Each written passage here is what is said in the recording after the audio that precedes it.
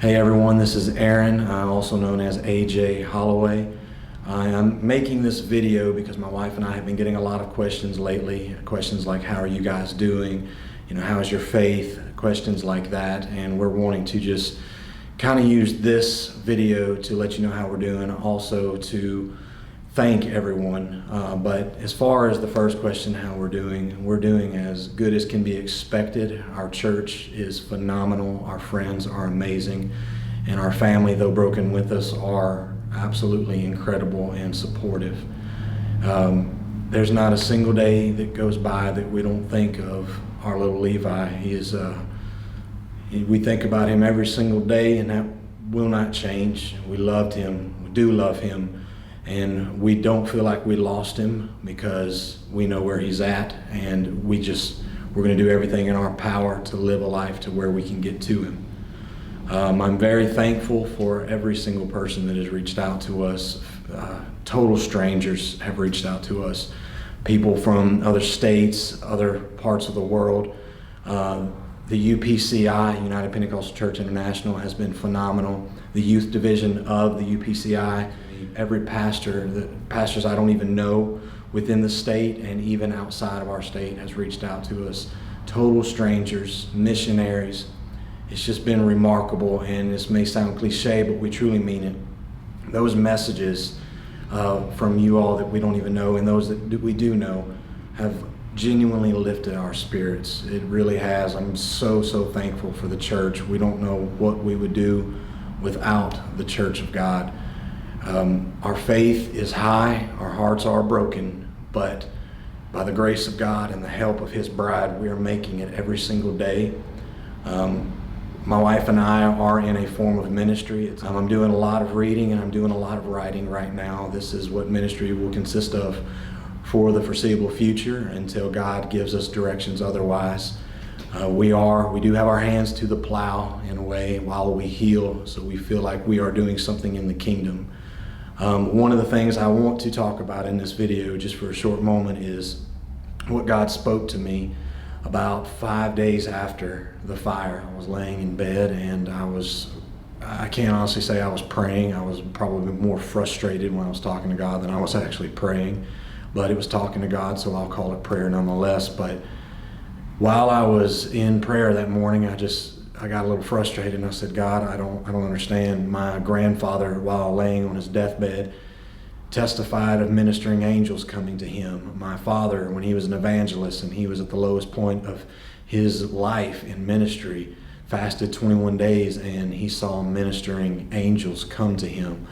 And I laid there and I just said, God, if there was ever a cause for ministering angels, I believe now would be a good time to send my wife and I.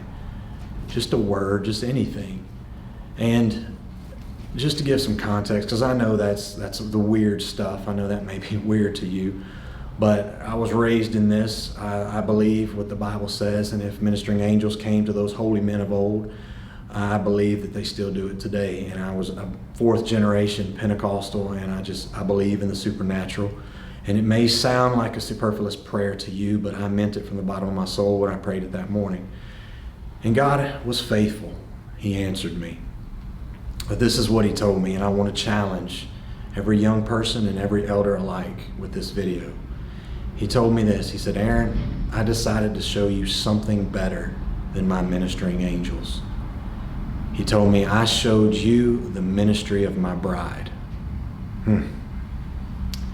It challenged me that morning, and I've been trying to sculpt my life in a way to where I can be the bride that I've seen. But I want to challenge every generation with this video to be the bride. She was most beautiful. The church has been most beautiful to my wife and I in this season, in this time. Our darkest season, our lowest time, the church has been the most beautiful. Not because of beautiful, eloquent messages, not because of conferences that we've attended, but because she opened her hands to my wife and I. She opened up her arms and hugged us and loved on us. God trusted the bride. He caught us before we fell, but He propped us up on the shoulder of His bride. I want to challenge you, be that bride. Young people, it's not about camp preaching. It's not about conference preaching. It's not about all of those things. It's about how well you're going to serve people. Are you willing to sit down and cry with the grieving? Are you willing to go and visit the despondent while they're in prison? Are you willing to go to the hospital and sit with the elderly or the sick alike? Are you willing to do those things, to serve those people? I had the glorious opportunity. I wish that it could have been any other circumstance that I could have gotten this revelation, but I have the glorious opportunity nonetheless to have been able to stand next to Jesus Christ, our groom. And I watched as the bride stuck her head through that back door before she made her triumphant entrance into our lives. Before she walked down that holy aisle, I got to see the bride. She is a lot prettier than what you've heard on the news. There's a lot of people saying negative things about the church, but I want to encourage you. The church is more beautiful than she's ever been. The church is strong. The church is beautiful. I love the church. I'm so thankful to the United Pentecostal Church International. Total strangers have reached out to my wife and I. I'm thankful for our local church, my pastor, my friends of all cultures. Skin color didn't matter when we were hurting. They just loved on us. I want to challenge every generation to be that church.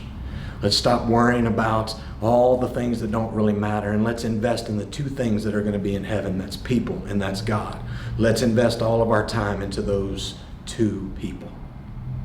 I want to challenge you and I want to encourage you. The church is beautiful. Stop listening to every negative voice on social media and on the news talking about Christianity. The church is beautiful and she is strong and she's willing to serve.